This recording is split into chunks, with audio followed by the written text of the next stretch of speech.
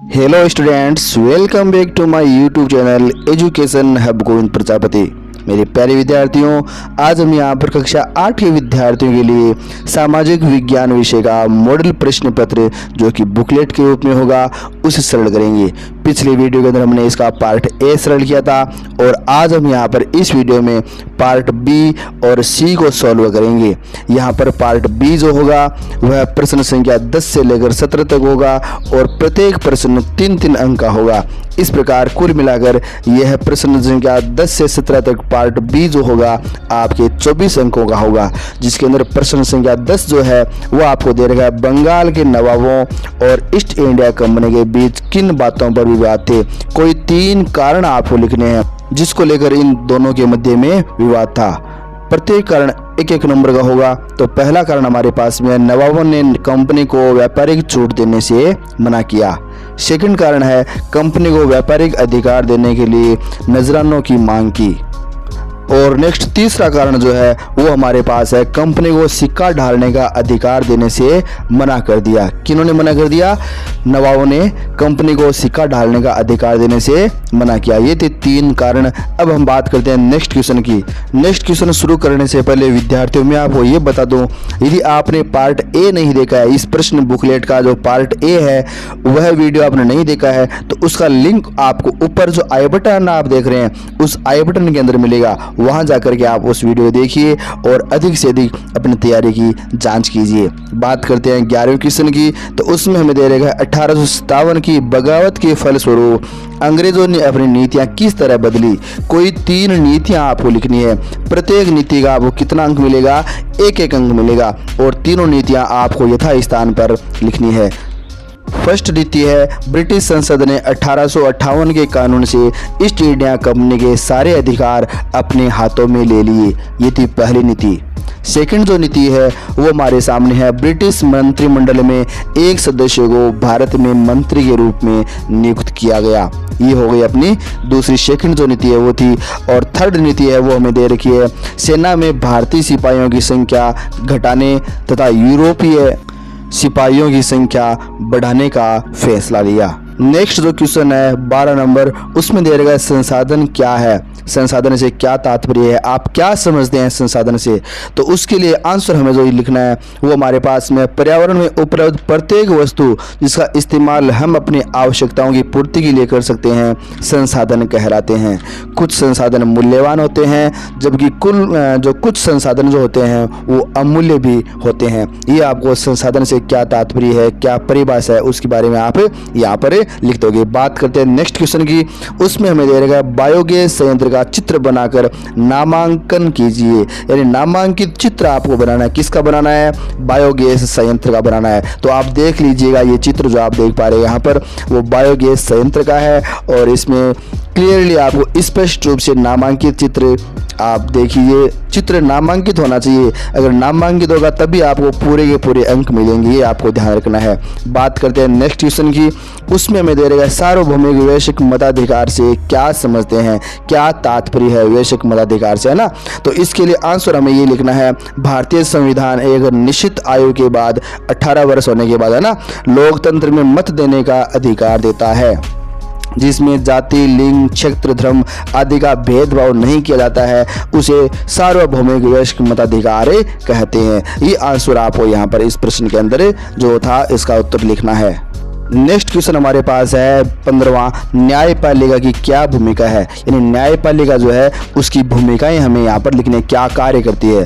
तो न्यायपालिका के कार्य, न्यायपालिका के कार्यों को मोटे तौर पर निम्नलिखित भागों में बांटा जा सकता है। पहला जो कार्य वो है विवादों का निपटारा।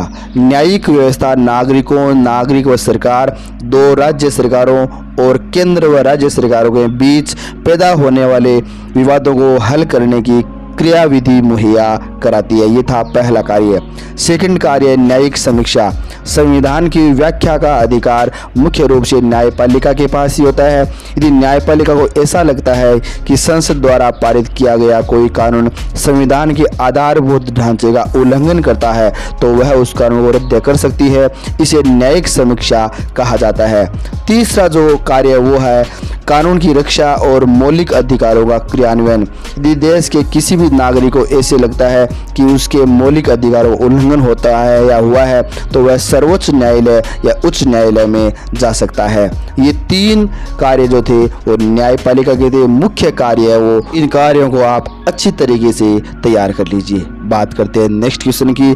उसमें हमें राजस्थान का एक मानचित्र दे रखा है और उसमें सूती वस्त्र उद्योगों 3 वस्त्र उद्योग दे रखे हैं, उन स्थानों को आपको यहाँ पर दर्शाना है। तो बड़ी सावधानी से आपको यहाँ पर बच्चों दर्शाना है और जहाँ तक हो सके आपको पेंसिल की सहायता से ही आप यहाँ पर इस मानचित्र के अंदर उन स्थानों को दर्शाइए, ताकि कहीं किसी कारण से अगर गलती हो भी जाए तो रबर की सहायता से उसे आप मिटा करके वापस सही आप इच्छित जो सही आंसर है वो आप रिप्रेजेंट कर सके। इस मानचित्र के अंदर यानी राजस्थान का जो ये मानचित्र है, इसमें आपको जयपुर, भीलवाड़ा और ब्यावर को उचित स्थान पर दर्शाना है। अब बात करते हैं नेक्स्ट क्वेश्चन की। 17वां क्वेश्चन, उसमें हमें दे रखा है साइबर सुरक्षा यानी साइबर क्राइम हो रहे हैं ना अभी, तो साइबर सुरक्षा के उपाय बताने हैं। कोई 3 उपाय आपको यहाँ पर बताने हैं। प्रत्येक उपाय आप बताओगे, आपको कितना अंक मिलेगा? 1-1 अंक मिल जाएगा प्रत्येक जो उपाय बताओगे ना, तो कुल 3 अंकों का यह प्रश्न हो गया। पहला जो उपाय है वो है अपने पासवर्ड या पिन समय समय पर बदलते रहें। सेकंड उपाय है हमारे पास अपने मोबाइल, कंप्यूटर, लैपटॉप में एंटीवायरस सॉफ्टवेयर का यूज करें। और तीसरा उपाय है हमारे सामने वो है किसी को भी फ़ोन या मेल यानी जो ईमेल होता है उसे व्यक्तिगत जानकारी साझा न करें या OTP जो है वो साझा न करें। प्यारे विद्यार्थियों, यह तीनों उपाय हमारे दैनिक जीवन में हमें यूज में लेने हैं। साइबर क्राइम जो हो रहे हैं आज के दिन में वर्तमान समय के अंदर, उनसे सुरक्षित हम तभी रह पाएंगे जब हम इन तीनों उपायों को काम में लेंगे। प्रश्न बुकलेट का खंड 6 जो है उसके अंदर 4 प्रश्न होंगे, चारों प्रश्न 4-4 अंकों के होंगे। इस प्रकार आपका खंड 6 जो है उसके अंदर कुल 16 अंकों के प्रश्न पूछे जाएंगे। 4 प्रश्न होंगे। 18वां जो क्वेश्चन है उसमें हमें दे रखा है गांधी जी ने नमक कानून तोड़ने का फैसला क्यों लिया? या तो ये लिखोगे या आपके पास चॉइस है। 8वां में प्रश्न दे रखा है प्रत्यक्ष कार्यवाही दिवस का आह्वान क्यों किया गया? तो यहाँ पर हम अथवा के ऊपर वाला पार्ट कर रहे हैं। गांधी जी ने नमक कानून तोड़ने का फैसला इसलिए लिया कि उनके विचार में नमक पर टैक्स वसूलना पाप है, क्योंकि यह हमारे भोजन का बुनियादी हिस्सा है। इसे अमीर और गरीब समान मात्रा में प्रयोग करते हैं, इसलिए गांधी जी ने नमक कानून तोड़ने का फैसला लिया। बात करते हैं नेक्स्ट क्वेश्चन की। तो इस प्रश्न में हमें दे रखा है विश्व में की जाने वाली कृषि को किन किन आधारों पर निर्वाह कृषि और वाणिज्यिक कृषि में वर्गीकृत किया गया है? अगर आपको ये नहीं आए तो चॉइस हमारे पास में भारत में किसी कृषि फॉर्म की गतिविधियों का वर्णन करो।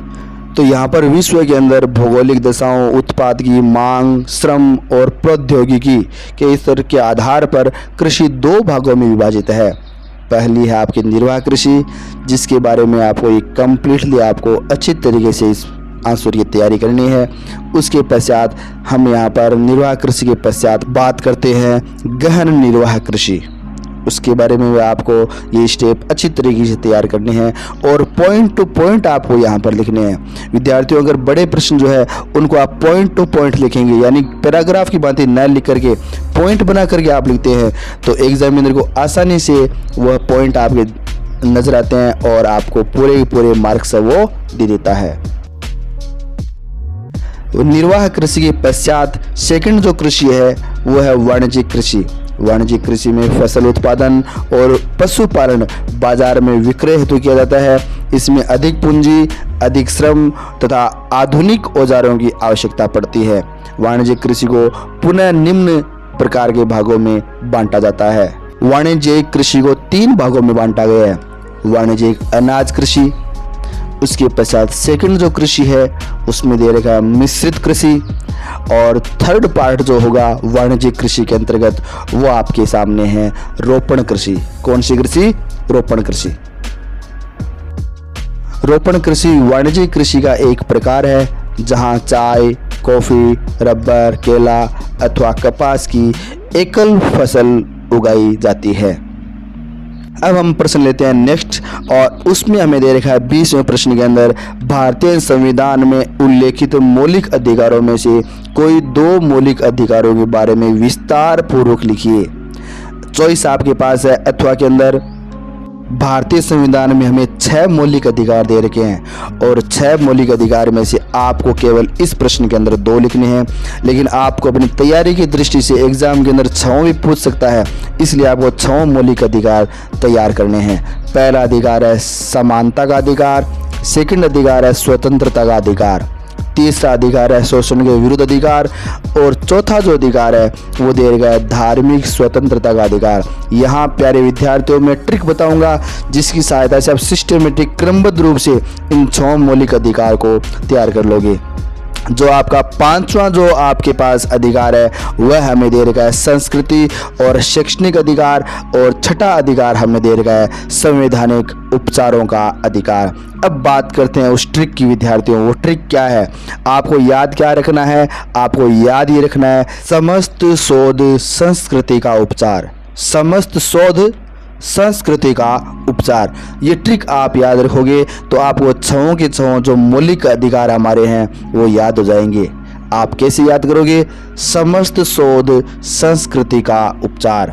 तो इससे बनेगा पहला जो आपका मौलिक अधिकार है समता का अधिकार, उसके पश्चात इस तरह तो स्वतंत्रता का अधिकार, नेक्स्ट आपके शोध है उसमें सो लेंगे शोषण के विरुद्ध अधिकार, उसके पश्चात ध है उससे बन जाएगा धार्मिक स्वतंत्रता का अधिकार में नेक्स्ट है संस्कृति तो सांस्कृतिक और शैक्षणिक अधिकार और अंतिम आपका छठा जो है उपचार यानी संवैधानिक उपचारों का अधिकार। विद्यार्थियों हमारी ट्रिक है समस्त शोध संस्कृति का उपचार। अगर ये आपको याद है तो 6 मौलिक अधिकार आपको याद है, कोई किसी प्रकार की आपको परेशानी नहीं होगी। बात करते हैं हम नेक्स्ट क्वेश्चन की। इसमें हमें दे रखा है राजस्थान का एकीकरण कितने चरणों में संपन्न हुआ। मत्स्य संघ में कौन कौन सी रियासतें शामिल थी। चॉइस आपके पास है चतुर्थ चरण में वृहद राजस्थान में सम्मिलित रियासतों के नाम बताइए। तो यहाँ पर हम राजस्थान का एकीकरण देख रहे हैं। राजस्थान का एकीकरण 7 चरणों में संपन्न हुआ। पहला चरण था मत्स्य संघ, दूसरा चरण था राजस्थान संघ, तीसरा जो चरण था वो था संयुक्त राजस्थान संघ, ऐसी चौथा चरण था वृहद राजस्थान, 5वां चरण है संयुक्त वृहद राजस्थान, छठा चरण है राजस्थान और 7वां चरण जो अंतिम चरण था वो था वर्तमान राजस्थान। इस प्रकार राजस्थान का एकीकरण 7 चरणों में संपन्न हुआ। अब हमें यहाँ पर पूछा क्या आगे, मत्स्य संघ में कौन कौन सी रियासतें शामिल थी। तो मत्स्य संघ के अंदर 4 रियासतें शामिल थी, अलवर, भरतपुर, करौली और धौलपुर। इन चारों को याद रखने की भी ट्रिक बताऊंगा। अपन भूल जाते हैं ना विद्यार्थियों, तो याद रखने की बेस्ट ट्रिक बताऊंगा आपको मैं।